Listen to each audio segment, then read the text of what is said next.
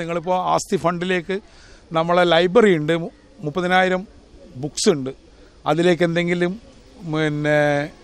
സാറിന് എന്തെങ്കിലും കോൺട്രിബ്യൂട്ട് ചെയ്യാൻ കഴിയെങ്കിൽ ഒരുപാട് കാര്യങ്ങൾ നമ്മളിപ്പോൾ പെൻഷനായിട്ടും ആർത്തറായിട്ടും അഭയമായിട്ടും നമ്മളുള്ള ഇതിലേക്ക് എന്തെങ്കിലും ആസ്തി ഫണ്ടിലേക്ക് ഇപ്പോൾ ഉള്ള ഈ ബജറ്റിലേക്ക് എന്തെങ്കിലും CSCOന് വേണ്ടി 70 വർഷമായ കോഴിക്കോടിൻ്റെ പരിസര പ്രദേശത്തിലും സാമൂഹിക സാംസ്കാരിക വിദ്യാഭ്യാസ എല്ലാ മേഖലയിലും നിൽക്കുന്ന MLAയോട് ഞാൻ ഹമ്പിൾ റിക്വസ്റ്റാണ് എന്തെങ്കിലുമായിട്ട് സാറ് ചെയ്തു തരണമെന്ന് ഈ അവസരത്തിൽ ഞാൻ ആവശ്യപ്പെടുന്നു.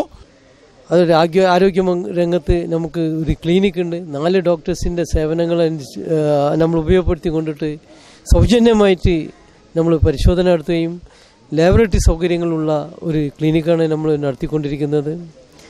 അതുപോലെ യത്തീം കെയർ നടത്തിക്കൊണ്ടിരിക്കുന്നുണ്ട്. പിന്നെ നമ്മൾ 30,000 ബുക്കുകളുള്ള ഒരു വലിയ ലൈബ്രറി നമുക്കുണ്ട്. കോഴിക്കോടിൻ്റെ സാമൂഹിക സാംസ്കാരിക വിദ്യാഭ്യാസ വൈജ്ഞാനിക ഭൂപടത്തിൽ മനുഷ്യൻ എന്തൊക്കെ മേഖലയിൽ ബന്ധപ്പെടുന്നു ആ മേഖലയിലൊക്കെ CSCO ഉണ്ട്.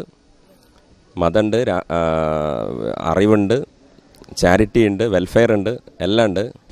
അതൊരു കോഴിക്കോടൊക്കെ ഒരു 2040 വിഷനൊക്കെ നിങ്ങൾ പ്രഖ്യാപിക്കും, നമ്മളതിൻ്റെ കൂടെ ഉണ്ടാകും.